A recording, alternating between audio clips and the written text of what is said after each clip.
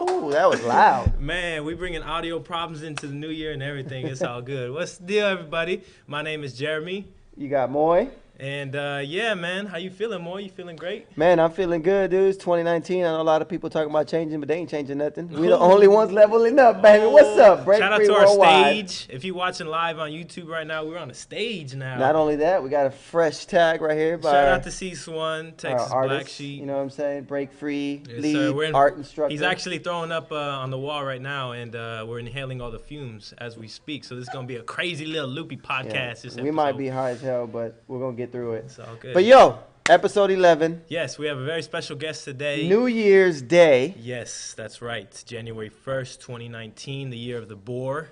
It's the year of the boar. The boar. Like a Yeah, I got you. Like boar, like a boar. B-O-A-R. Yeah, like Pumbaa. Yeah, like Pumbaa. Pumbaa from Lion King. Year of the boar, baby. So I'm excited for all boars. Well, I type think we should things. tell everybody about our special guest today. Yes, so some of you may know him as a b-boy. Some of you may know him as a doctor if you're a patient and you've gone through to him. You know what I'm saying? Depends on who you are. But we are very excited to introduce today our special guest. Make some noise, everybody, for Dr. Zeshen. Woo. Wow. What's up, man? Hey. How you feeling, bro? Hey. Good to have you on the Happy show, New man. Year. Happy New Year, man. You're the first guest to use our stage, man, and walk Yeah, up look on at that. steps, man. Fresh new stage, new set. Shout out to our sponsors, Houston Media Source, Monster Energy. You know what I'm saying? How's that taste? That pipeline punch, sir? A doctor drinking it. Y'all see Yeah. that right there? A doctor is drinking Get it right. pipeline. Get it right, It's good baby. for you. I Don't needed get it something. twisted. How you feeling? I was eating sunflower seeds. Throw these on my way headphones here, on. so- Oh, okay. Oh, you love sunflower seeds. The one thing I Uh-huh. know about you is you suck at driving and you love sunflower seeds. Well, I think the suck gotta at eat 'em while I driving drive. is the Asian thing. No, it's a Zeshen thing. But what's up, man? So What's that cough? Hey, what's that cough?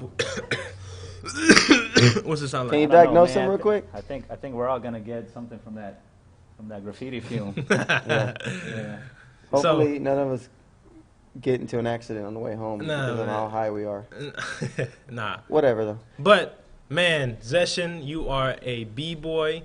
You are a doctor. You're also a graffiti artist. You're also retiring as a b-boy today, become a full-time popper and locker, right? That's what you wanted to announce to the people today? That's my dream. That's my secret dream. It's Is, a much better life. yeah. It's a much better life to be A lot popper. happier life. Yeah. Freaking lockers are happy. Dude, they look They're happy as hell. all the time. You look at the breaking community, they're all And the pissed, crowd. stressed, I was mad. talking about this the other. Look, we hating. were watching footage the other day, HD 4K footage, and you look at every single jam that there is now, and look at the crowd, and look at everybody around. It's like the Yeah. This- weird. If you're not in the Yeah. breaking scene, it's the weirdest scene ever. This is what the- nobody's having fun. This is the B-boys.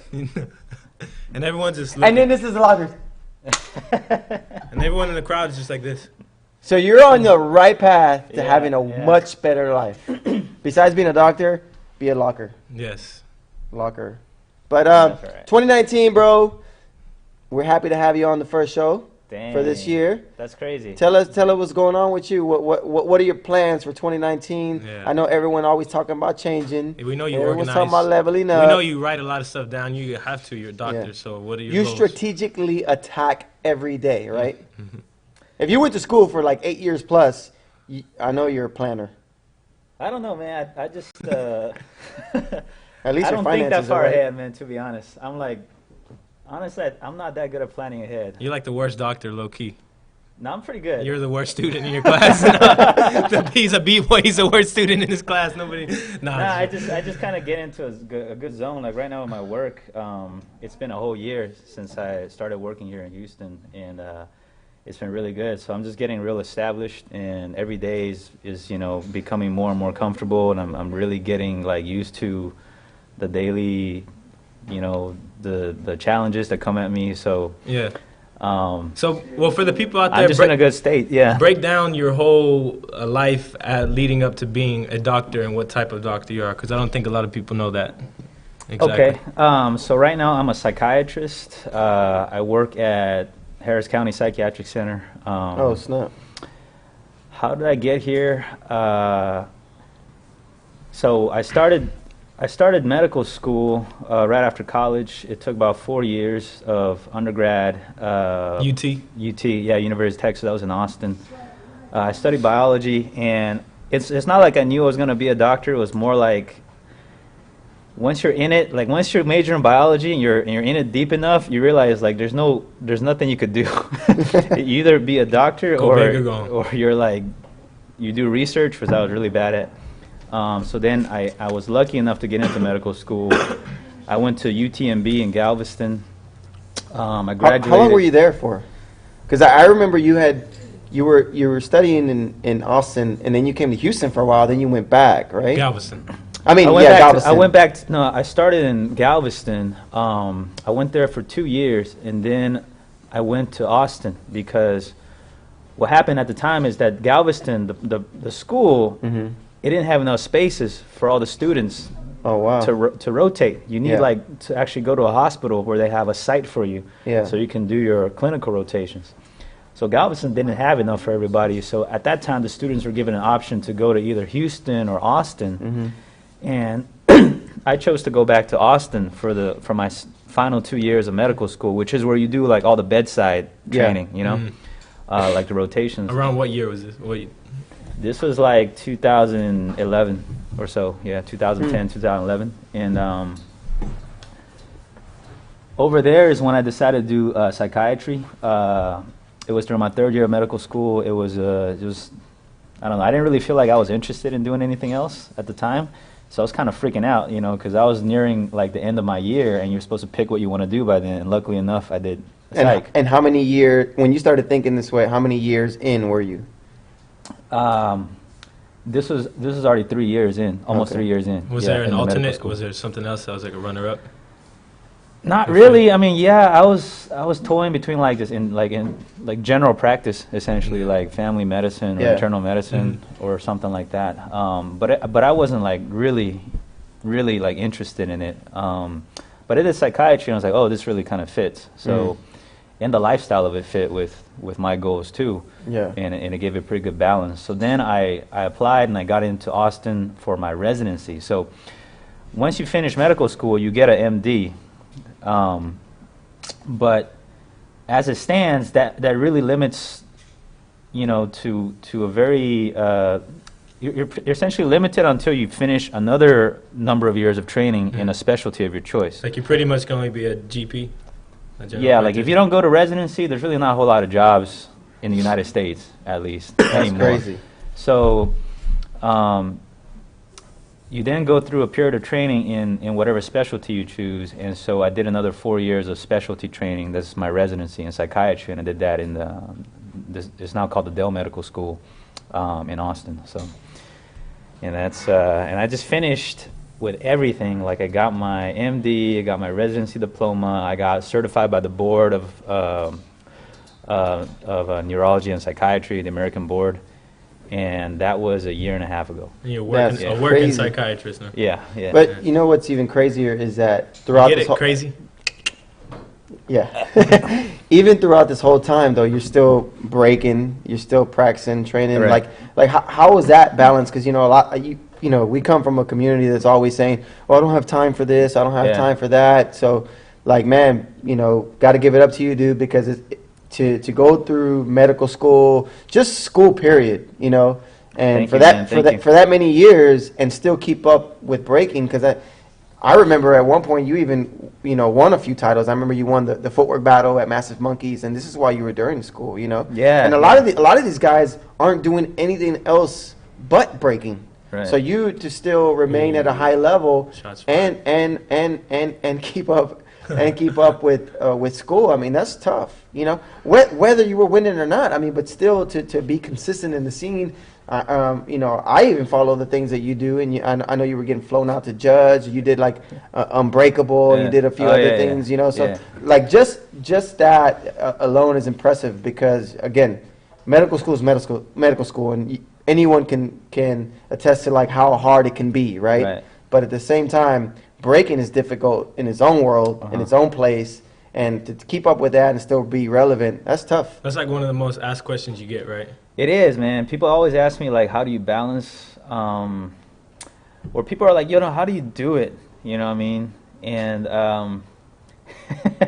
like, what do you really want to say? Well, after thinking about it a long time, it's like, well, when people ask me that question, it's kind of sometimes, not all the time, but sometimes it's a disguised question of just like, how do you get like flown out and recognized and stuff like that, right? And no Moy. That's what you gotta know Moy. Yeah, you gotta know more. First of all, that gave me a big leg up. No, but like that part of it, I can't answer, because if they just ask me how to balance, like the answer is real easy. I mean, you literally just do it. Yeah. It's really not that much time, man, to just dedicate even like an hour or a couple of hours, a few days a week. Like, you can find that time, believe it or not. Yeah. A lot of people say they can't, but it's really easy to find that little bit of time.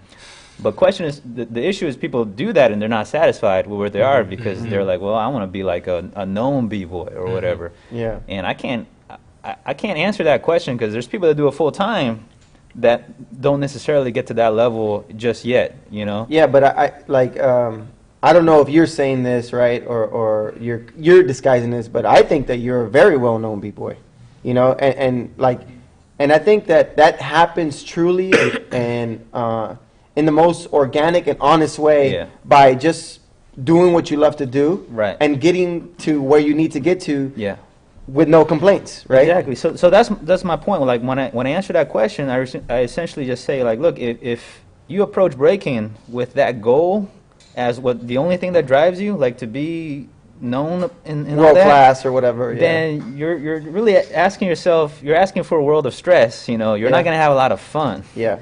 But if you get rewarded just by the dance itself and the fact you're just able to do it, like, who knows, you know? And then if someone reaches out to you, it's just like the extra icing on the cake, extra cherry, you know? It's like a combination of things, a combination of like being at the right time, the right place, the people you know, the events you happen to go to, and there's really no like guarantee or essentially how that happens, but it doesn't mean that you're not rewarded if it doesn't happen. Or that if it does, that's like all that's about, you know. Well, like, I'll be honest. I think I think one of the ways that you've always been rewarded is because you stuck to what you feel is best, like for you, not trying to please anybody else. And I'm referring to not just your life choices, but also just through your dancing. Like, you have a very unique style. You bring something very different. You have a traditional foundational style that's abstract, right? And so it's different. People love different, right? And I think the b-boys and the b-girls that are too focused competitively and want to be world-class athletes, artists, b-boys, whatever you want to call it, they're too focused on what makes them big on a stage. You're just focused on what makes you unique and what makes you feel good when you break, right? And I think that is the edge that pushes you over to get flown out and get recognized, because you're different. You're not focused to be on the stage. You're just doing what you love to do. You got no power moves. No, I really don't. but I don't really win. Honestly, being a doctor is the biggest power move. Yeah, straight up. I got the actual powers, my friend. Would you rather have Flair 90 Flair or an MD? I'll take the MD. Yeah, man. But no, that's the truth, man. Because people get it kind of twisted, because they ask me all this stuff, and honestly, for me, like, the fact that I have to like think of ways to go around my work and the time I have to dedicate to that, it really is what even I think brought me to develop some of what I do, like with my style. So at one point, a lot of people were asking me, like, well, you know, all this stuff I do, like if I go to school and everything like that, it's going to take away from my breaking.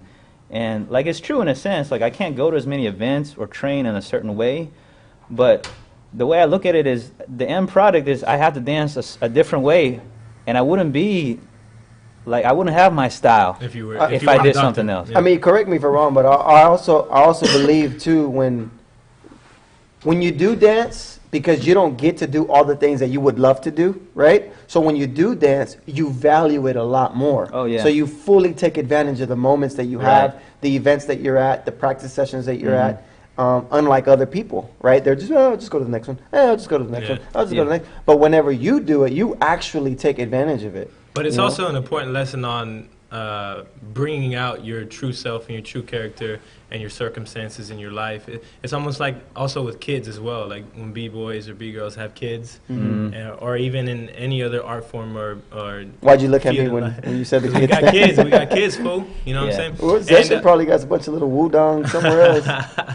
But it's like, you know, some people, it's like almost a glass half empty, glass half full thing, you know? It's like, since I've had kids, I think I dance differently because, but I take the positives from it, you know? Like, it's almost like as a dancer and, you know, your medium as an artist is your physical body and your feelings. So what my kids give to me feeling wise is put back into the dance, you know, and still so really what it comes down to is just time management as a professional, you know. So how you're managing your time and prioritize what time you're waking up in a day, how bad you really want it. That's what it really boils down to. I'll just take me for example, like I don't practice 24/7. I probably practice 3 times a week or something like that, you know. I work out every day, but like when I practice, I don't have like super long sessions, you know. But the time that I do give it, it's effective, you know. And I think a lot of b-boys and b-girls spend a lot of time to actually say, yeah, I practice and train 6 to 8 hours a day because I want to do this. But that's changed for you too, right? It has different stages of your life. It is. You used to, because there's a story I always hear, and I remember seeing a tape where you were little. I know exactly where you're going. And you would practice. You would see in the same room. You start sunlight. You look out the window. The day would go on, and that's true, you know. So that changes, but at the same time, I didn't know a lot of things that I know now, right? About like, you know, time management or making the time that you do have effective time, right? A lot of times, even when we were practicing back then, there might have been like 30, 45-minute breaks, a 2-hour break. We eat some sandwiches, some chips, whatever, come back to practice. But we're still in the same room, camera's still going. But at the same time, there's a lot of b-boys and b-girls saying, oh man, I train this, I train that, I'm trained.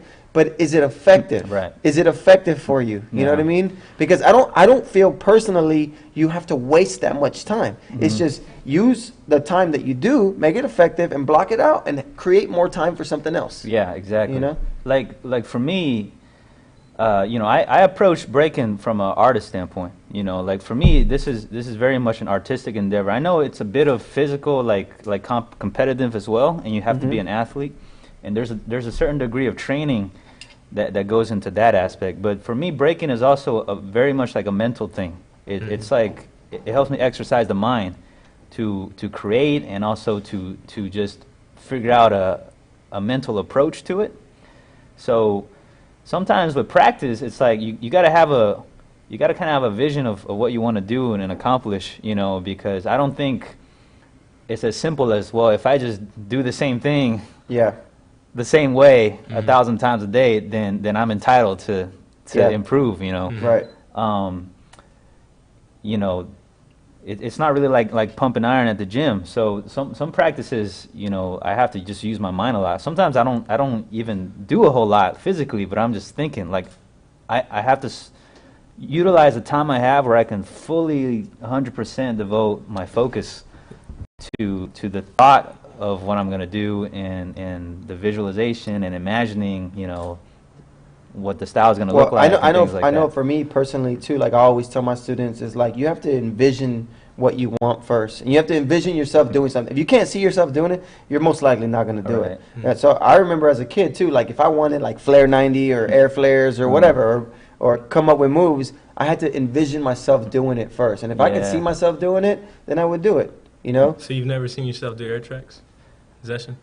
Wait, I've seen you do one before. I've seen you do flare, air flare. Yo, believe it or not, there was a time where I hit 3 air tracks. Yeah. Man, I gotta go, guys.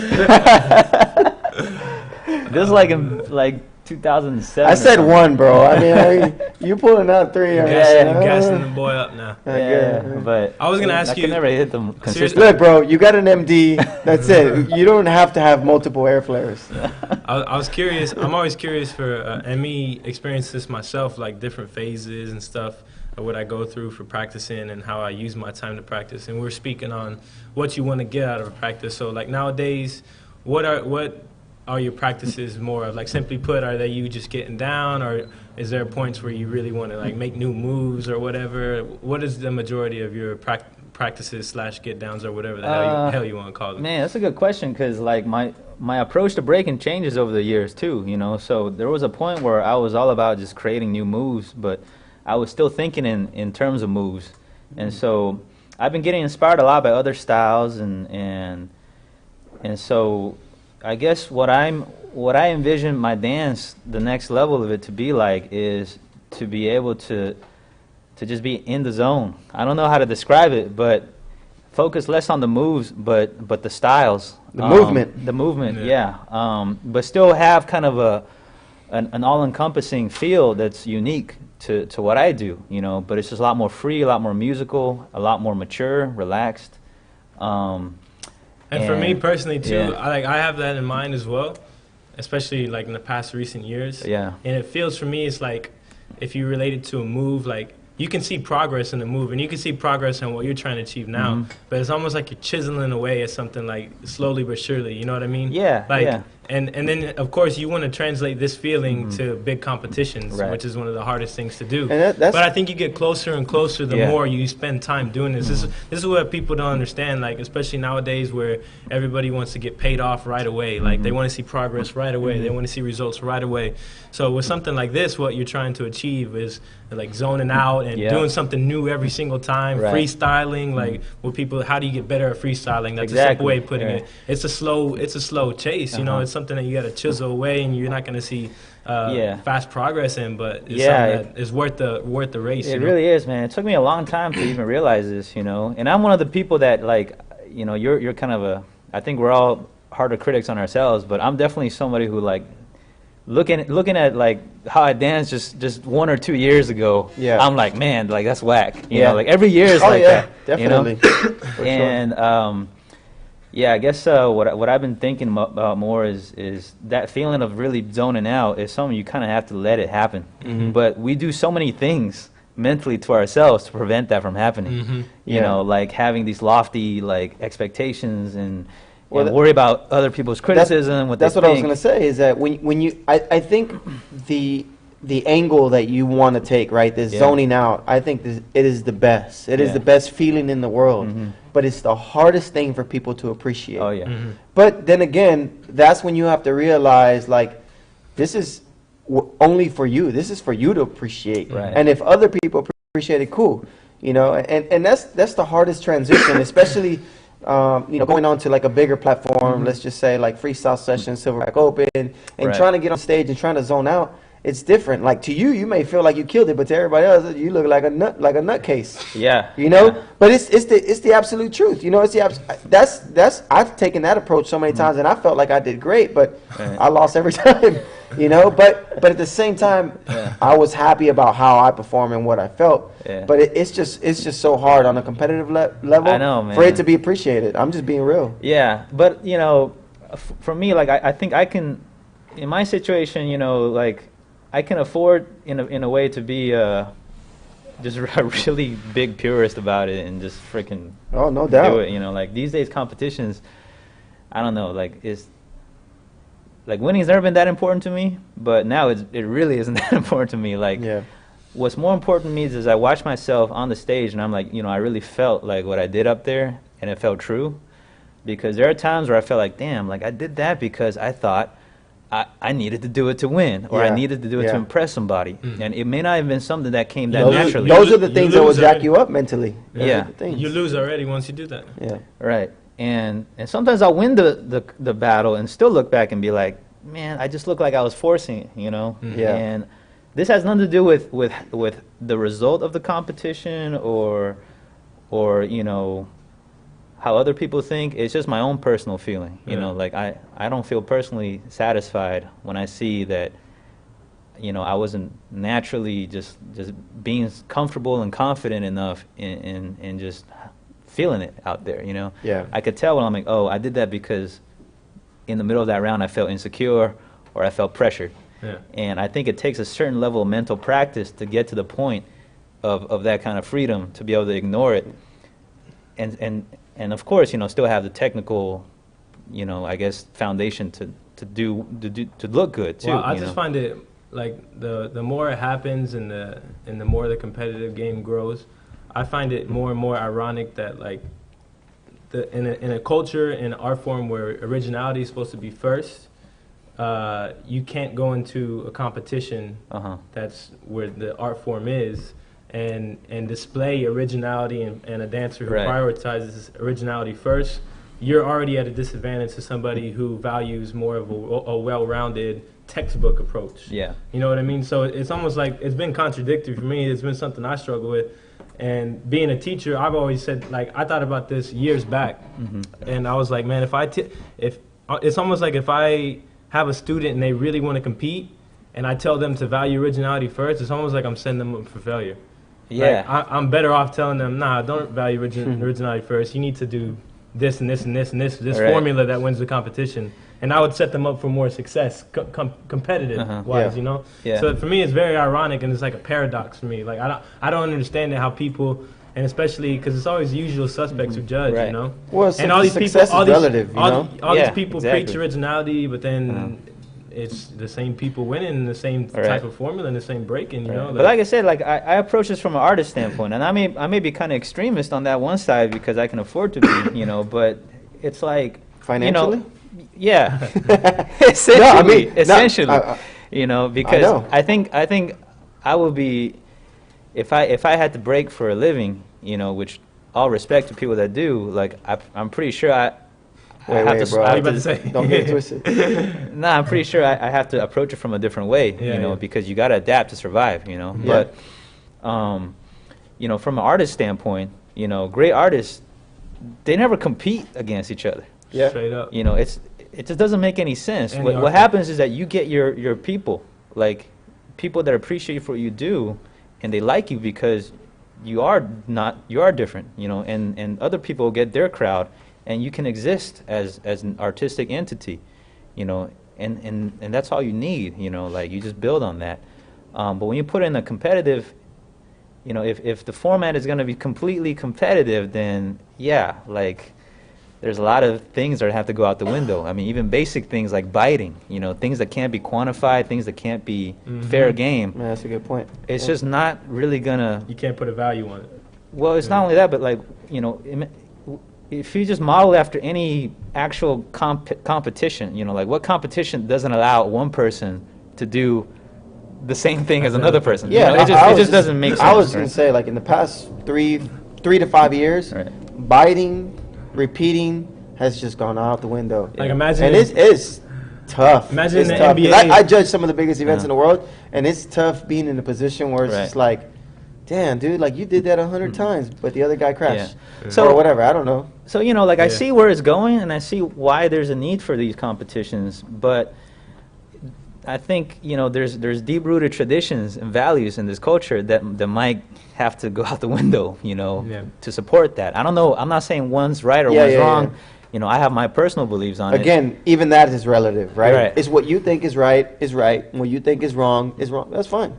Yeah. That could be debatable in so many different ways. One thing that's worth bringing up, something for me that was a highlight for me in 2018 was your battle with Zeku at Bleach Street League. Yeah. At our event, like that was for me. That sparked up a lot of controversy. That sparked up a lot of controversy. I got a lot of shit talking for that one. Yeah, but for me, man, like probably till this day. That was exactly what I wanted, and that's why I started BSLs, because I wanted battles like that to happen, and in the most simplest form, the format of it being a long round. You know, it was 7 rounds. You're right. It was music that covered a spectrum, you know, like there was hype breaks, there was slower paced hip hop. It covered a whole spectrum. It kind of for me, it evens the playing field, and it was on concrete. So I wanted to create something where it's like nobody is at a disadvantage, because like whether you admit it or not, with the competitions that are nowadays with these huge stages and lights and these soft floors, it puts people who like footwork. Hits the soft floors. You know what I'm saying? It puts people at a disadvantage who don't do big moves. So I wanted to create something that it gives someone like Zeku, who does huge moves and, you know, is an awesome example of a quintessential b-boy, top rock, go down, footwork, freeze, and to put him against somebody who's totally outside the box and who can't really quantify what he does Yeah. in Top Rock, Go Down, Footwork Freeze, and that was Zeshen. And you put them in an environment like that in 7 rounds, and for me, it was a crazy battle that could have went either way. Yeah. And it was very subjective, and Right. there's people who thought you won, and you smoked them, and there's people who thought Zeshen won, or Zeku won, Right. and Zeku smoked you. So for me, that's the Yeah. type of battles that need to happen. I And think that's what makes it good. and Right. it pushes the culture forward, man. Like it created good dialogue. It Yeah. really created good dialogue. Yeah, and going back to my point with that is that, yeah, like, there's always going to be people who are going to think that I won, you know, and there's always going to be people who's going to think he won, no matter how it went. Yeah. Because once you go past just the basic stages and establish yourself with some artistic content, you're just going to have people that feel you for what you do, you know, like no matter how the battle goes, really, as long as you're Yeah. doing you, they can't lie that they just feel it, you know, and some people, and I think the more you try to like break it down and quantify it into like, well, he did a little bit of extra this and that, like, sure, you know, you can come up with all sorts of criteria. It's so easy to come up with everything. And one of the things is, too, is like, you had to be there. Yeah. Because number one, it's like, I can tell you all the reasons why maybe I thought Zeku won. And I Right. can tell you why you won. Right. You know, like you said, it can go either way. But it's one of those battles that you had to be there. Because the feeling isn't the same watching it from behind a computer screen or behind a TV. Right. You know, you had to be there. Jeremy created an environment and this new feel for a jam or an event, whatever you want to call it, by, you know, widening or maybe bringing down the spectrum. You could look at that 2 ways, right?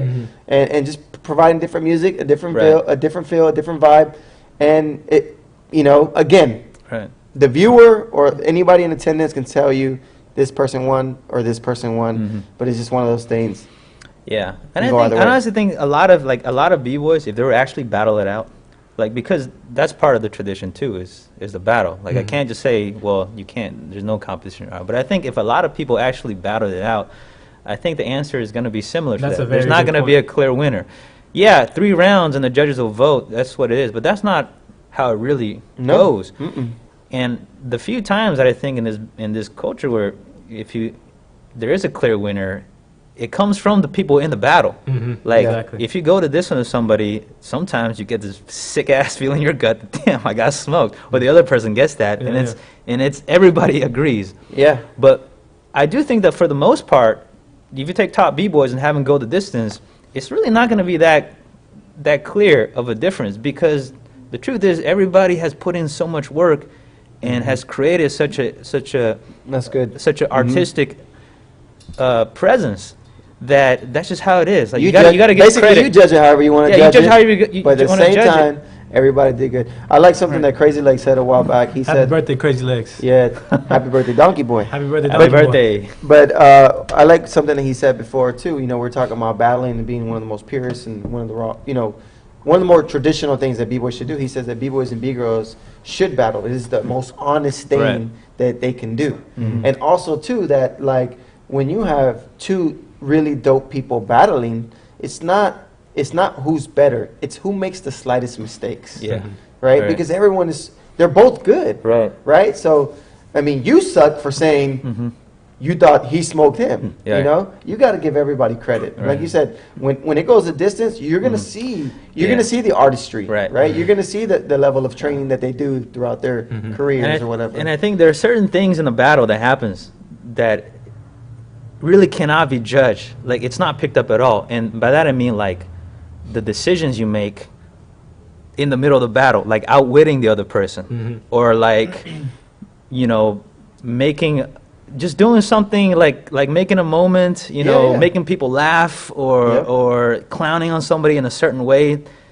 Just Yeah, there's because so you ma- thought of at that moment, like, okay, this is gonna There's so hit him, many right? variables that get Right. lost. Right. Just how you kind of handle it, you I know. think simply put, judges just need to. A good judge is a judge who digs deep and who Right. just doesn't look at things for surface value. You know Yeah. what I mean? I Right. think that's you could argue all the other little nuances and categories and stuff or qualifications of a judge, but I think a good judge in a subjective dance like breaking is just somebody who thinks outside the box, Right. who's not stuck in their ways, and who's able to, you know, 1, pay attention, and 2, be able to dig deep and look past and really think about what they're watching in front of them. You know. Yeah. Yeah. Well, That's true, man. I dude, agree. you have, come a long way with school and all that stuff. I mean, like school and still trying to find a way to create, be unique, dance, perform, travel the world. I know you're always traveling as well, whether it's like your own vacations or being at different events. So like I think for everybody that's watching, I think that it's corny, but like just apply yourself to what you want to do, manage your time, and make it happen. What's the difference between a psychiatrist and therapist? It's a good question, man. I'm glad you asked. For real, psychiatrist has gone to medical school. They're medical doctors.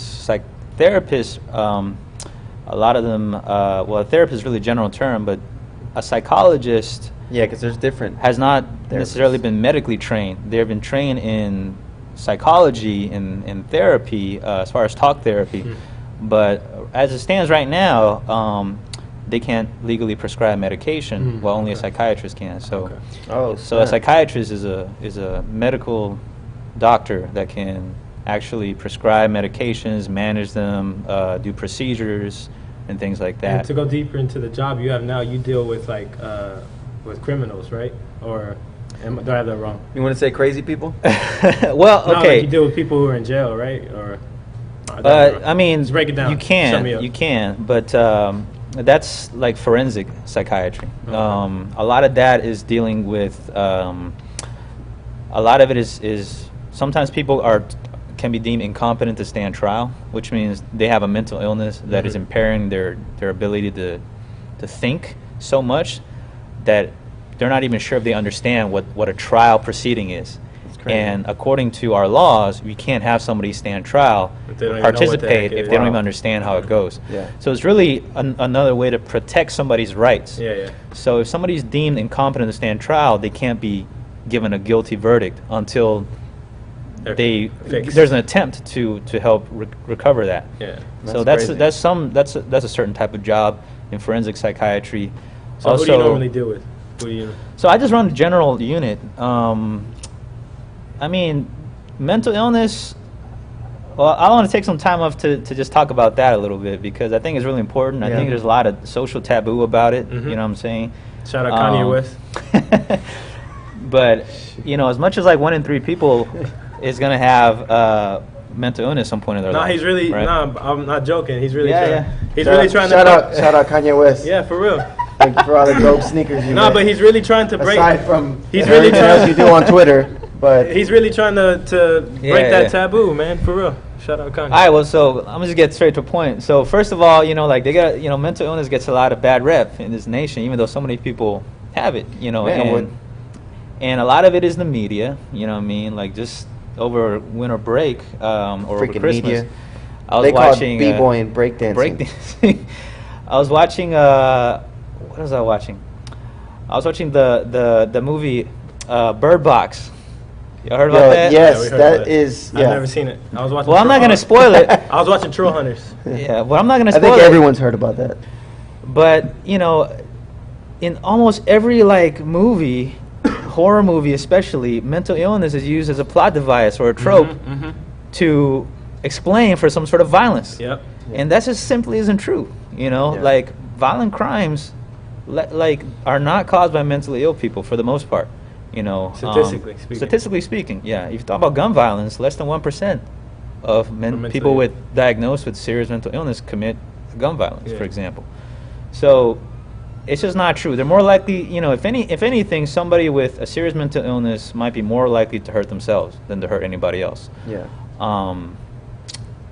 People who are mentally ill can come in all shapes and forms and sizes. It doesn't mean that they are different from you and I. People can have a bit of anxiety, some depression. That's considered mental illness too, right? Mhm. People can have PTSD from trauma. That's a form of mental illness. Some people have more long-term things, schizophrenia and things like that. But it's just like any illness, right? People get sick. It impairs them in some way. They get treatment and they can get better. Well, right? now that you bring that up, Mhm. 2018 was a rough year for a lot of people in the breaking community as well. Yeah. 2017, Yeah. I think we lost a few people Mm-hmm. because of mental illness. Yeah. So it has been a rising topic within the community, and you know, a lot of us aren't educated at all, you know, so, you know, whatever that you can share, it's awesome, you know, because I think more people need to hear about it from a real level, you know, someone that's a doctor and deals with that every day, you know, because, you know, there's one thing that you know, being in this world, you never know what someone's going through. Right. You never know. Right. They may look freaking great and dandy on the outside, but internally, you just never know. Yeah. What are the statistics for like mental illness in America? Do you know? I mean, I'm not great with statistics, but I mean, in general, like I said, you're a doctor. I thought you were. I'm really not. Wait a second. But So that you know. 1% you were talking about a little bit, you just bring that No, up. but in general, like I said, I say at least, you know, 1 in 3 to 1 in 4 people in their lifetime Suffer from will some type. you know, have Create have some some type- have some experience Yeah. with you know, with a mental disorder, we call it, or something that gets so bad that you can consider a disorder. All it means when I say disorder is that it impairs your function in some way, right? Whether it's work, school, or daily living. So some people can have depression, some get anxiety. Is the number one drug use, also is the addiction. number- Man, depression though. Is the number one Depression. disorder anxiety? I think I heard that statistic. Things like depression, like mood disorder, major I depression, would- anxiety yeah, are I fairly would common. think it's yeah. depression, you Mhm. know. Right. Yeah, generalized anxiety is also extremely common. I say those are probably the top there, and also addiction disorders. So alcoholism and things like that. Is there anything, like for anybody that's dealing with depression or anxiety, is there anything that like you recommend? I know it's tough. Like how do you instantly fix that? We got a right? question from our live audience. But like, what is there anything that you can say to somebody, you know, to you know, better what it is that they're going through? And I know that's very broad, but like, is there anything? I mean, there really isn't any sort of simple answer to that, you know, Yeah. because it's such a complex issue, and depression for one person may be different from depression for another. You know, some people have a biological depression, which means, you know, they're genetically prone for it, right? Some people, you know, their parents got it, you know, their father had it, and their dad had it, or whatever, you know, and some people get into a period of depression where it impairs their function for real no reason. Some people have all sorts of circumstances in their life, right? They could have had some sort of trauma. They could have had, you know, something bad happen just recently, and they're having a hard time coping with it, and it's just gotten out of hand in how they're reacting to it. So there's really all sorts of things that can cause what looks like depression for us. What's important is that people recognize when they need help. You know, if anybody has gotten to the point where they're starting to not take care of themselves properly, not eat properly, you know, can't seem to muster the simple, you know, activities to care for their nutrition and cleanliness, or if anybody starts having serious thoughts about, you know, ending their life or doing something to hurt themselves or anybody else, you know, that's time to get help. Yeah, and I asked, and I know it's very tough to answer, but I asked because, you know, I've had friends who have taken their lives or Right. have thought about taking their lives because of, you know, things that they dealt with in the past. And I'll speak even for myself. Like even, you know, I lost both of my parents like back to back. Yeah. You know, nearly almost lost my daughter at one point. And that's tough, you know, but thankfully, like I've surrounded myself with people, and even my parents when they were here always, you know, just spoke nothing but positive in my life, and so like Right. I've learned how to cope with it, you know. But there's things that you still won't get over, Yeah. you know, because that's hard to say. So a lot of people, you know, always tell me, you know, well, things will get better through time. Right. It's like I don't know if things get better, you know. You just find a way to deal with it better. Right. But I Right. don't think things get better, you know, because you will never have these people in your life, you know, and Right. that's tough. So that's always going to be there, right? I don't know if it's a level of depression or anxiety that you're going through these things, but at the same time, it's like I ask because I think a lot of people, you know, need to know that there are people out there that can help. Right. And it's like maybe I don't have the right things to tell you at the moment, but at least I can be here and say, hey, man, if you ever need to talk, like let's talk. That's you know? what's important. Let's hang out, you know. Right. And for me personally, like I remember when my parents passed, a lot of my friends were reaching out to me like, yo, let's do this, let's do that. Yeah. I'm the type of person though, like I need my space a little bit, and then let's get to it, right? Let's hang out. But that's just kind of how I operate. And I know everyone operates completely different. Yeah. But I just wanted to hear your thoughts, because I know it's very complex. I know it's hard to dissect because every level of depression is different. But at the same time, it's just good to hear it from someone that deals with it every day. I guess what I have to say about that is like there's gonna be. You're right. There's different levels. There's ups and downs in life. There's grief. There's loss. There's suffering. It's natural for humans to feel bad when those things happen and have to find ways to cope with it. There's trauma, that can happen from even things like getting hurt, getting beat up, getting sexually abused, and things like that. And it's such an interesting thing because what you'll see that some people might find whatever it is that they find and be able to function, and then some people may have a more difficulty. And then there is something that kind of goes beyond just dealing with ups and downs. There's people that get severely sick. I mean, it's to the point where they can't function. Yeah. And there's different theories of why that can happen. Again, there's a genetic component to it, where there's a lot of research being done right now on kind of why else people get severely depressed. And it really comes down to identifying risk factors and kind of knowing, when is this kind of is this a normal level of grief that I'm going through for my circumstance, or is this really like going a little bit too far? Where some your physical health and your safety might be at risk. And to your knowledge, if you could put a ratio on it, how many people acknowledge that they have a mental issue or they have an issue? A lot goes undiagnosed. I don't have an exact number, but I can imagine that there's plenty of people. It's not. I wouldn't say it's uncommon that people that maybe meeting criteria, so to say, for something, for a psychiatric illness, don't acknowledge it, or they don't go get it, don't get help, and there's a bunch of reasons for that. For one, there's a taboo about kind of in certain cultures about acknowledging having mental illness. Like in my personally, like my background in Chinese culture, is it's kind of like that.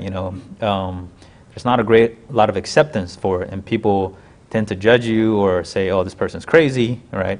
From my experience treating various other demographics around town, like I know in like Mexican Americans and us Mexicans never even want to go to the doctor.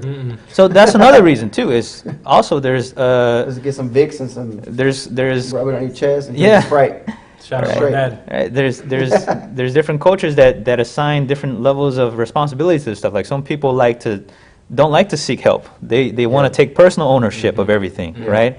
Even though sometimes it may be too hard, right? And it's not their fault that they can't handle it. It's the illness, right? You don't really blame somebody for not being able to get over having an arm broken. And it's also education. Right. A lot of people aren't educated. Right, but there's a lot of shame that might be given to somebody who's depressed or even have an addiction issue, right? They don't want to get it treated. And also, part of this is systemic, like the system, right? For example, access to healthcare providers that might be bilingual or have an understanding of your cultural issues or things like that. So there's all sorts of reasons. But when I treat, when I see people in the hospital, and when I had an outpatient clinic, I often see people that were reluctant to come in at first, or they didn't know, that they needed help until they got help.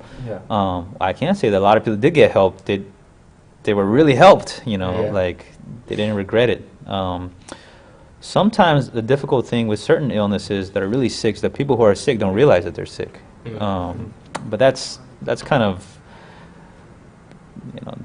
those people are really sick. There's a special kind of population that we treat too. But even they get better with treatment. So that's tough, man. So, but just understand it could happen to anybody. It could happen to people you know. You know, if I'm saying 1 in 3, 1 in 4, there's a good chance some people you know. 1, 2, 3. Yeah, maybe. Right, there you go, right? May have had an experience like One that. of us is crazy. Shoot. I always want to fight everybody. What? Can I schedule an appointment with you? Got insurance? You got insurance? Yeah, it's called have a quarrel insurance. Let's do it now. It's called have a quarrel. Take advantage of Zeshen right now. Let me ask you, hey, boss, do we got insurance? It's 2019, baby. We leveling up. But here on time, I think about it. Yeah, but I'm gonna throw this out there. So I'm gonna throw this out there, which is if you're thinking about getting help, and if you're intimidated, like, don't be, because people are here out to help you. There's so many different ways you can get help. Just because you need help doesn't mean you're gonna get a medication. Not everybody needs a medication. Just because you see a counselor or whatever doesn't mean you're gonna have to talk about something you don't want to talk about at first, right? You have to go about it your own way. But some people do need medications, and medications there's so many different kinds too. They're not all bad. Not all of them have severe side effects, because I know sometimes people get a bad rap. So I was gonna let you know there's individualized treatment for everybody, right? Some people I've seen that went and see therapists and it just didn't seem to work, and they tried a medication and their life changed. They're like, wow, this really works for me. I don't know how I did so long without it. Yeah. Some people... It's case by case. Right, it's case by case. Some people try medication, like, this really doesn't do anything for me. And then they got in with a really good counselor and they worked with them really hard for a few months, even a few years. And they felt, wow, that really helped me, change all the patterns in my life that I was doing to make things worse. Yeah. Some people that have issues with things like addiction may have tried to go into rehab or detox like 10, 15 times. And on their 16th time, they achieve like 20 years of sobriety, right? Yeah. So the thing is, you got to keep trying to get help. It's out there. So there's a lot of kind of fear and taboo about the whole business of it all, but from somebody who's in it and who's doing it, we're just out there to help you. What about those medical commercials where it's like a Labrador and a family on the lawn, and it's like a sunny day, talking about depression medicine, and then at the very end it goes, may cause suicidal thoughts, depression, extreme diarrhea. So I got a lot to say about that. First of all, I got a lot to say about that shit. So first of all, United States is one of the only nations that even allow pharmaceuticals to run commercials. Then advertisements. Right. So that's crazy. In all other countries, you don't hear that. You don't hear about a medicine unless it's from your doctor. It's because Big pharma. in every other country, healthcare is free. Yeah. That's why. Yeah, sure. It's more lucrative here. It's more of a business. You guys here. didn't know that. Yeah. Well, I would have never known about that depression medicine unless I saw that Labrador with that family out there on the sunny day. When I travel, people think we're crazy for paying for hospital bills, medical bills, and all this stuff. People think we're crazy. Like, you guys pay for that? Yeah. Like, yep. Yeah. So the FDA, you're required to list all the side effects, whatever. But I mean, if you look at the packet insert of anything, you're going to find it's just what's been found in research. The truth is, for the most part, you don't know what's going to happen. There's always going to be a risk. But there's research to go with it. So you can't let that scare you off. But you can't also just think. What's your favorite medicine? No, I just also think like that in so many different angles of how you view food, diet, exercise. You hear all these things. Oh, you shouldn't eat that; it causes cancer. Or you shouldn't do this. At the end of the day, you never know what's going to happen, man. Whatever you put in your body. I mean, there's ways to prevent it, right? And you got to do your best. But I come from a place too where I don't know what to believe nowadays. No, I've seen so many things just happen to some of the best of people, man. Yeah. And you just don't know why it happens. I just do what feels right from here. All I can say is what works for some people won't work for others, and what didn't work for some people, or what caused them problems may not necessarily cause problems for you. You know, we got some So. people that have tuned in, and one guy asked, and we talked about this briefly Yeah, already, yeah. but he says, I want to know what tools Zeshen uses to balance his break-in in his medical career. Oh, they So- can tune in. Yeah, so we already talked Yeah. about that earlier in the podcast, so make sure Shout out to, Neo, to go back and So nice, said it and, twice. Peace and you know, love from Cali. Here and we listen got to what Zeshen was talking about. Michelle Oliveira. He wants to know, what is the best way to be creative in footwork? What is the best way to be creative in footwork? Ain't nothing to it but to do it, right? I mean, it's kind of true. You just gotta have the will to do it, to look different, and to not be afraid to just do something new. Like what I do personally, I look for inspiration outside of this dance, outside of watching other b-boys, looking at even other dance styles, or even things that aren't really dance. And you gotta you also gotta be careful, which is like sometimes the people that inspire you, also they put in your mind that idea of what being creative is. But your creativity may not even look like the person that inspired you to be creative. Yeah. So you also kind of have to check yourself and be like, oh, you know, am I actually just doing this idea from someone else? Paradox. Yeah. Right. So you really shouldn't be inspired by Right. anybody. So I'll give you this example. When you're really doing something new, it may not even feel dope, because nobody, you know, It's foreign. you're right, it's Yeah. foreign. You know, it doesn't even, may not even match the definition of dope. You have to kind of make it something that's truly your I like own. that. And to do that, you also got to be kind of vulnerable. You know, sometimes it just ends up corny. Like multiple times it happened to me, right? I really believe that though too. Yeah, you're like a There's- little animal, like a little. There's a lot of quotes though. It's like anything that pushes the envelope and is really like game changing and genre bending. It's Right. it's at first going to be scrutinized because I think that it's misunderstood. I you think know? at times you probably think like you're a different insect or like a little creature or a little. some Yeah. type of He had a little- stance video some called type of little Yeah. mammal. You gotta get in character. Animalia, right? Yeah. Did you come up with that concept? No, man. How did that Animalia. happen? How did that happen? Bestiality. Animalia. You know what's funny? Sounds like In like someone's that- daughter's name. You know what's funny? Like That they sounds like a interviewed movie. me, and I said something like that because I was like, oh, you know, like movement, animal, right? But somebody in the YouTube was like, somebody commented was like, you know, animal, it means breath. It doesn't even mean movement. You can't just tell people. Can't tell people stuff that's not true. This guy's not even a doctor, bro. Yo, Neo says, well, then I want to know who Zeshen's main Smash Brothers character is. Oh Do you man, play Smash Brothers? dude, I don't play Smash. I never played it. What video games do you play? I don't even know what that is. Smash Bros. What is that? It's like a. video I know game. what it is. Yeah, see, I don't be keeping up. The only I mean, game I know right now is Fortnite, and it's because of my son. Other than that, I played Super Oh, here it Mario comes. Brothers. Here it comes. I played all the old school games. Yeah. I don't know about these my Nah. day, I used to play. I never grew up with console Jeremy, games. You were born in 1992. That's Right. getting up there nowadays. Watch what you say. Nowadays, Nowadays, I'm about to be there too with you. I have never had a Game You Boy geezer. or Nintendo or Sega. I've never had one. Xbox, nothing. Why he's a doctor. No. That's why you're a doctor. I asked my parents. Your parents They, never, said they that didn't shit. that's just why, say we're, fuck that's it. why we're full-time b-boys. And Nah. you're a doctor. Creativity Thanks comes a from lot for making within. us feel like crap. Shout out to Game Bread Zeke. Yes, My sir. boy It Zeke. does come Creativity within. comes especially with them Photoshop skills they be doing. Hey, but I think it's that time, Jeremy. Yep. I think it's that time. understand Let's yourself. have a Cue it up. little fun. Dun, dun, dun, dun. That's our This team. is time Where for you at, a though? new special segment of our show that we've been doing now, and it's called "Where You At Though." Throw it up, MVP. Where you at though? Slap that Just logo. like Wait, Dun, what am I dun, supposed to dun, do? dun, dun, dun, dun, we're dun. gonna tell you. We're gonna tell you what Dun, to dun, do. dun, dun, See? dun, Where you at though? So, if you're watching for the first time, don't know what Where You At Though is, it's we're gonna put this fool in front of a blue screen. It's our version of a green screen, and we're gonna have 3 different locations that relate to Mr. Wu as a person, and he's not gonna be able to see it, but he's gonna be in front of it, and we're gonna give him clues, and he's gotta guess it. And if he gets all 3 right, he wins a prize, baby. You got the Yeah. prize?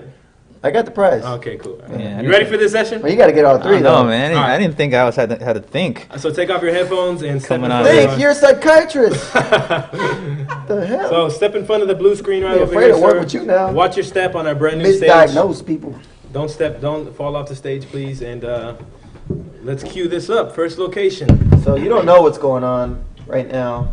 You're gonna give me clues? We're gonna give you clues. Oh, okay. They're awesome clues. Jeremy's gonna go and talk to our executive producer and tech guy, Mr. Josh, aka MVP.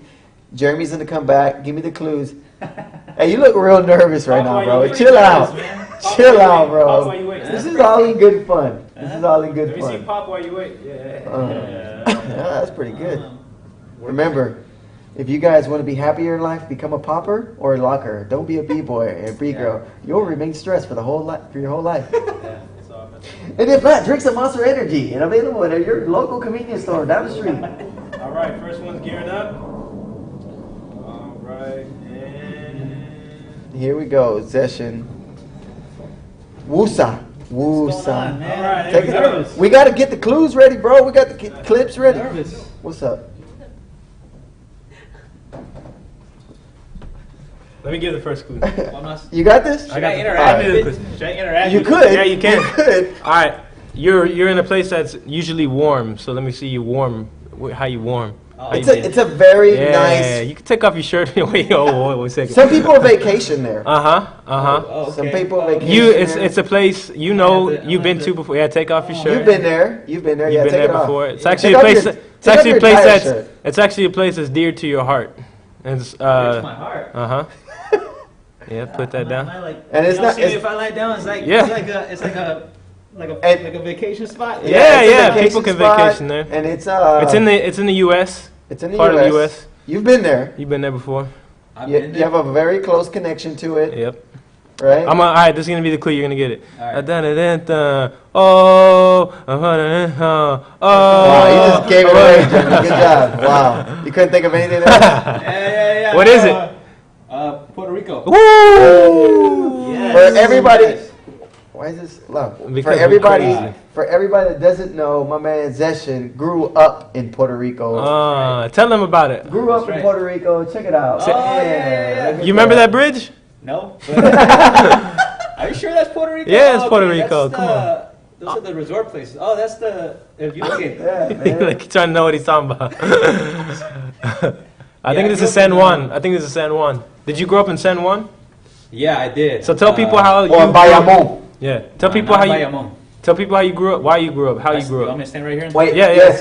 Do you speak Spanish? See? Okay, tell them in Spanish. See? En español. Yes. Vivía en Puerto Rico cuando fue como 5 años a 9. En un lugar en San Juan, ciudad de San Juan, se llama Río Piedras. Espérate. Sí. I don't know what that y, means. fue What does that a la mean? escuela en el Colegio Bautista de Río Piedras, pero ahora no tiene escuela.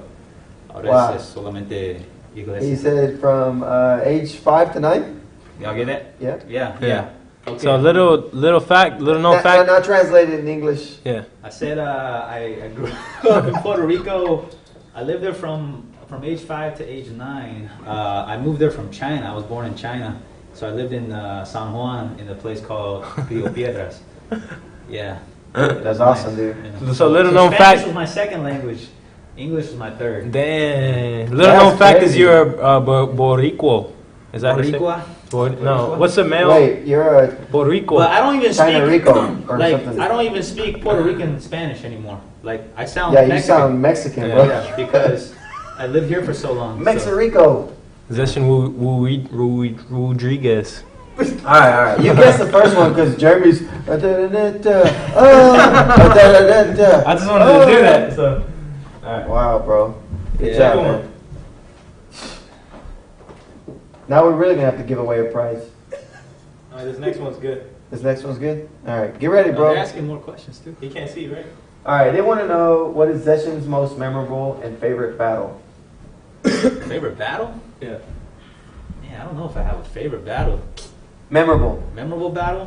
First thing that comes to your mind. This one. I battled Lil Jon for like 20 minutes one time in 2007. There you go. Yeah. Yeah. All right.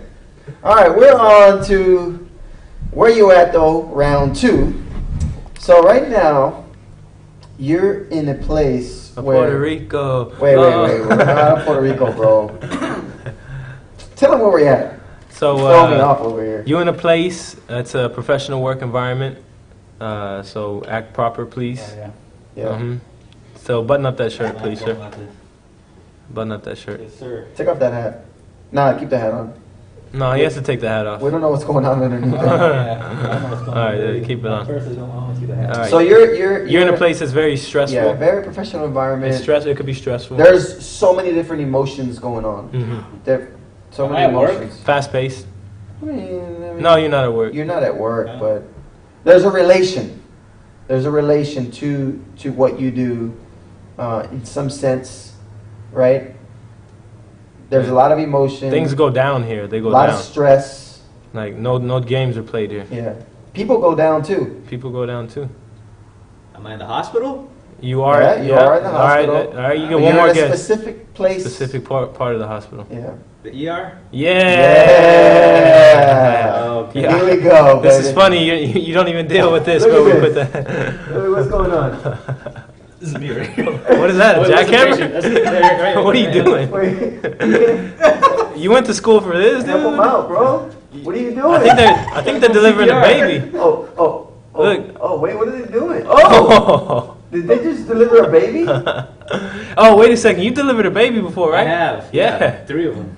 At once? Yeah. You're a psychiatrist. No. In school, you have to rotate through all the specialties. So, Wow. you know. That's awesome. Yeah. So tell us What is about. going on? That's Look. a C-section, bro. Yeah, it is. That's not in the. They don't do that in the ER. That's a C section. C-section. Little known fact, Zeshen did my circumcision. All right, so you guessed round 2 of where you at though. You are in the operating room, the ER. Yeah. Someone got rushed to a C-section, and you That's guessed the it. OR. OR. Oh, sorry. OR. That's what we wanted to say, but you were close. Okay. Oh. All right, and this last one for the last session, round 3 of where you at though. All right. This place is cold. This place is cold, Yeah. But it's nice. It's but enjoyable. it's very nice, very enjoyable. Mhm. Some people in Texas travel there to enjoy their It's time, in party Texas. party with their friends. Mhm. It's But in Texas. it You've is been there a Texas. lot. You've been there Yes. quite a lot. You actually introduced me to this place. People love to party there, hang out, Mhm. have a good time. A good old time there. Good old But time. it's cold. It's cold It's though. cold. In Texas, ironically. Yeah. It's Yeah. cold in Texas. Yeah. Yeah. Year round it's cold. Yeah, year round. Yeah. Year round. Mhm. Yeah. Mhm. Well, when you step foot, Yeah. In it it. starts to get colder. What do you? I think I read a stat. It's like 30 degrees, 32 degrees year round, something like that. Barton Springs. You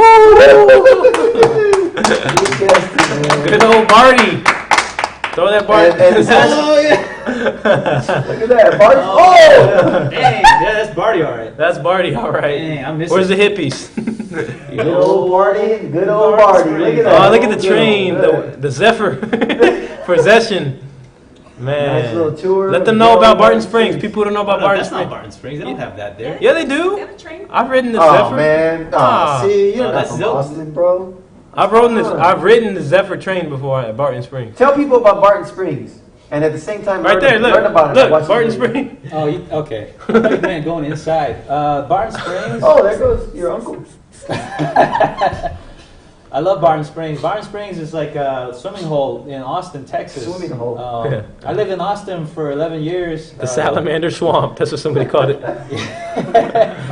What can I say about Barton Springs, man? It's big. A lot of hipsters go there. A lot of hippies. People are there topless. It smells funky. Yeah. There's a unique species of salamander to hang out in there. It's cold all year long. You take a dip in there in the summer. Mm-hmm. 15 minutes, you're good. Good. Smoke Look at somebody that. like Look 20 at that rounds big after girl. that. Oh man. Yeah. Yeah. Oh Kayaking. man, you guessed all 3 in special prize. Everyone make some Jeremy's gonna noise. Take care of your car note for the next month. Wait.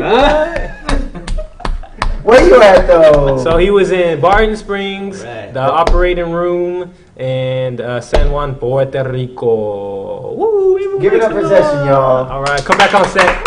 Come back. That was where you're at though. That was a great one, man. Y'all pick some good spots. Para Puerto That's some Rico, good spots. boy. Yeah, man. You know what I'm saying? We try to connect to where your life is We at, dig or deep. life has been at. You know Yeah. what I mean? Mhm. Yeah. We dig deep. Operating room, not really, but that's just a stereotype. Hey, well, no, not. I mean, you said you delivered 3 babies. How was Yeah, it? man. I didn't know that. How was it? I haven't been in OR in years. It was pretty nerve-wracking, man. Like as a medical student, I remember back then, you're just kind of expected to be thrust into these situations, and you're just supposed to just freaking do Yeah. it. So I remember for my Yeah. first son, there was like Your first son. You have more? no, my firstborn or whatever. So there was like 17 people in the delivery room. They all came in at once. Yeah. And we made the mistake of telling them, no, we don't want all these people. Like, you have Right. to tell the people you don't want all of them in. Otherwise, there'll be, like, students there. And I Yeah. remember there were students there just standing there, and they were, like, scared, looking. And Kelly was screaming at the top of her lungs. JJ was, it was crazy, man. So you were probably one of them students that... Yeah, I was one of those thrust in. students. Hey, there, go in It there, is, go. it is one of the most beautiful and disgusting things in life. Yeah, I would say so. I would say so. The stuff, playing. I mean, for people who don't know, I mean, the people who have kids probably know, but if you don't know, like, I was personally surprised. Like, I don't have any kids, I was but personally surprised. It's not what you expected. well, the amount of blood and the amount of Yes. poop. I don't know about poop. Yeah, Blood. Kelly didn't poop. Yeah, there's Shout poop. out Kelly. No, I mean, I didn't My wife didn't experience poop. that, but Yeah, yeah, my she's a wife G. didn't poop. Yeah. She never poops. Some people like faint. Like, I mean, it's Yeah. I like to think that women don't poop. That's why they're so. I know my full- wife That's doesn't. why they're so full of. I said that joke Anyways. today. all right. That's why I said. Yeah. I had the experience of catching a baby. They say- Catching? yeah, that's what they say. Shut out or what? Yeah. Football? You know. She had a strong push. You know, in the medical world, they like to have these little phrases they say. Catch you the know, baby, like, you're that's gonna one catch of- the baby. Yeah, I caught 3 babies the other night. You know, so they say I'm serious. They're in the coffee room. Oh yeah, I caught 3 babies. Yeah, but I'll say this. Hey, man. Rob, remember when you caught that baby? I will say this, like Oh, she pooped all over me. Yeah, that was funny. in medicine, there's a lot of hierarchy. Like if you're a student, you're like the bottom of the totem pole. Like people treat you like shit. You get hazed.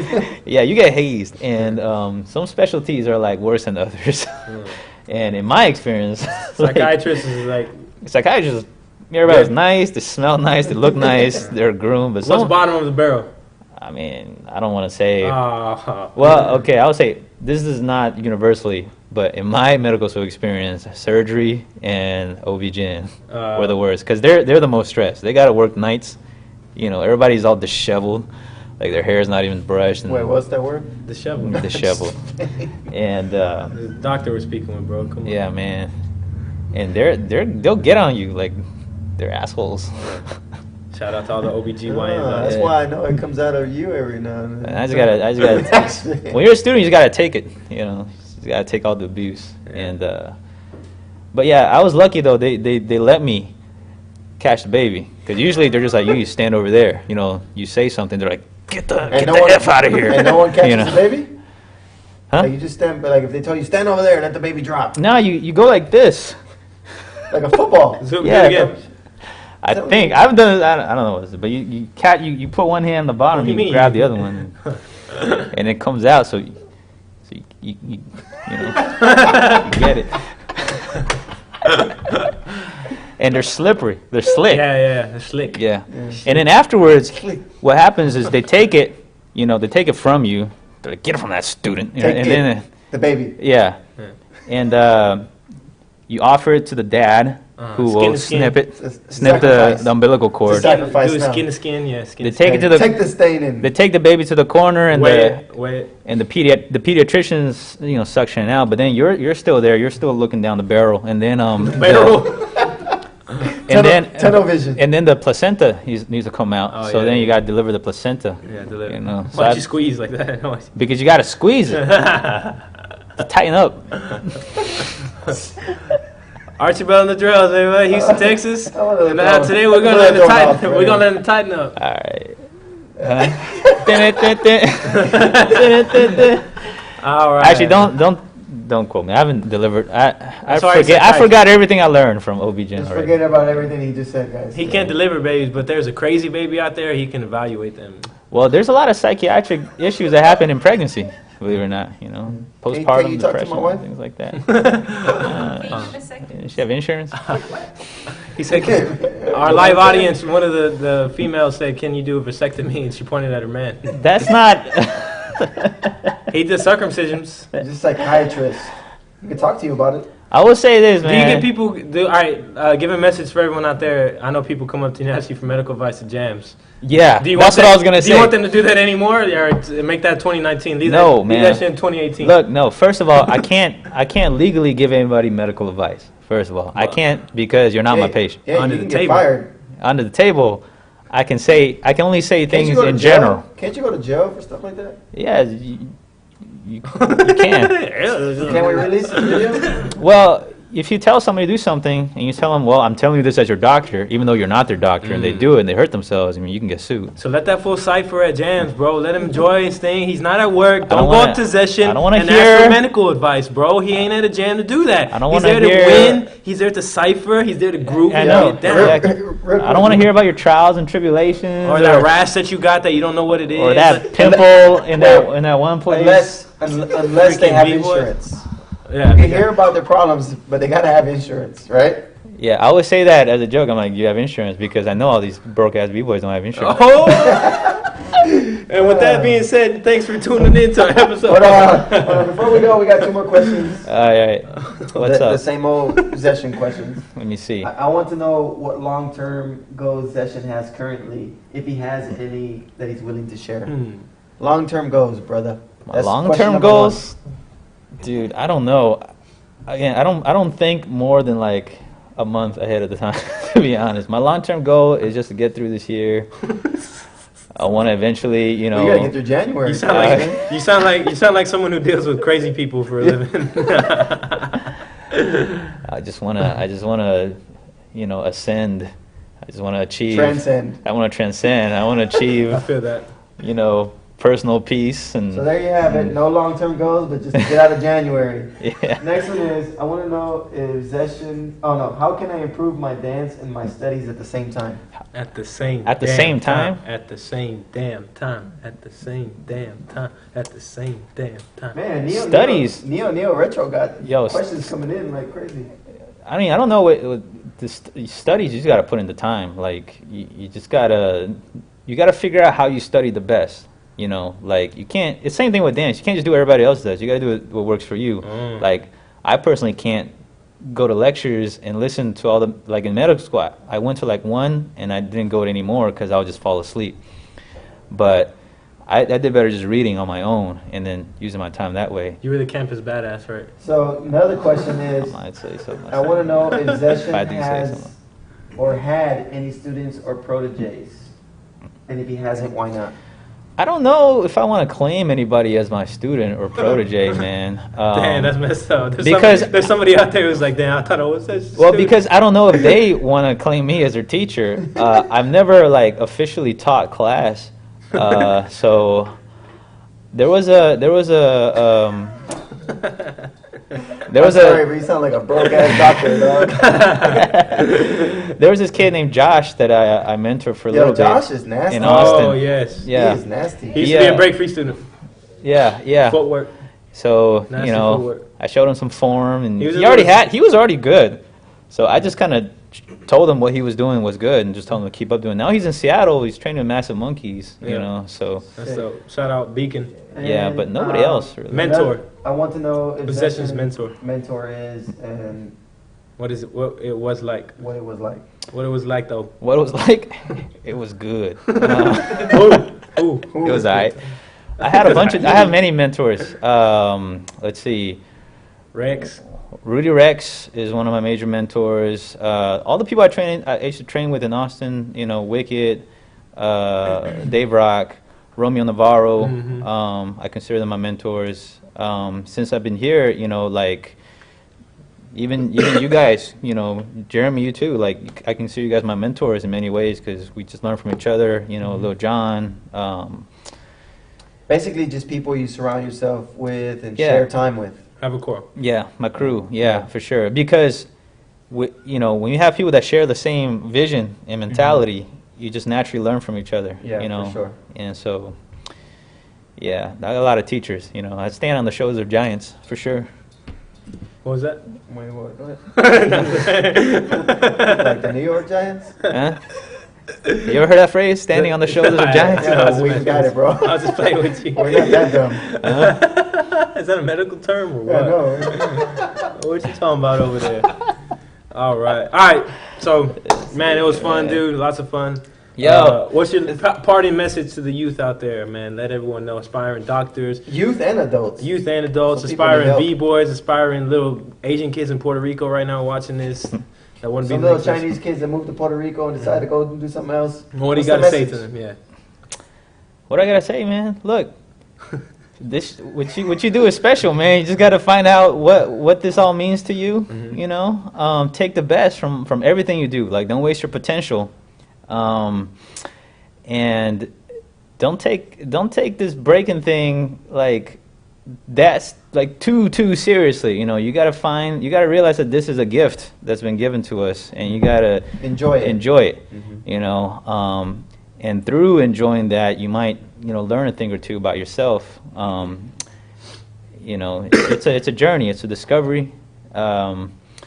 Be truthful to it. Be honest about it. And again, let the dance and let your passion, let that itself be the reward for you, and I think you'll get the most enjoyment out of it.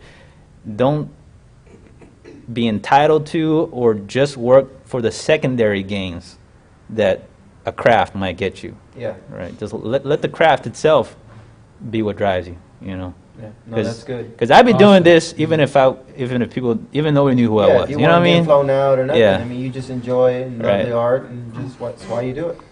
That's sure. Right. Whatever you say, buddy. That's right. That's right. All right, man. Thank you for joining us. Every Tuesday. I only play around because he's my boy. Yeah, that's right. You come on the show, we'll treat you with respect. Just not him. Not just playing. I'm just sick He's a brother. Yes. Every Tuesday, 6 p.m. Central. 2019. We have a lot in store for you guys. We're going live with the Break Room tomorrow as well. We are now one time a week, Wednesdays around 1 p.m. Central. Break Free Worldwide. Watch what we do this year in 2019. Happy New Year to everybody. Tell them who's our guest for this coming Tuesday. Next week, we have Fabricio of Roundhouse Vintage and David of the Tipping Point, an awesome duo here in Houston. David has run the Tipping Point for a number of years and has been a figurehead in the fashion scene and streetwear community. And Fabricio of Roundhouse Vintage is one of the, I would say, pioneers of the vintage game here in Houston. So it's going to be a dope episode next week with Fabricio and David of the Tipping Point.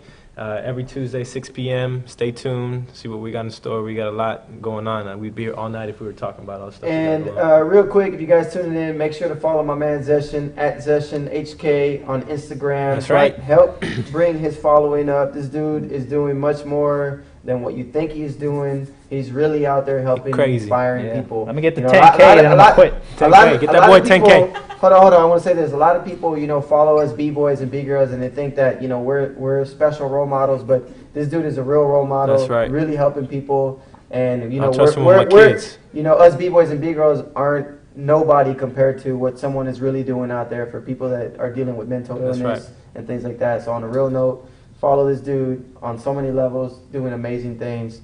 Shout out to you, Zeshen, one more time, man. Thank you guys, man. Thank y'all for having me. Monster Energy, Houston Media Source, our sponsors. See you guys next week. Happy New Year's to everybody. All love, baby. Peace. Yeah.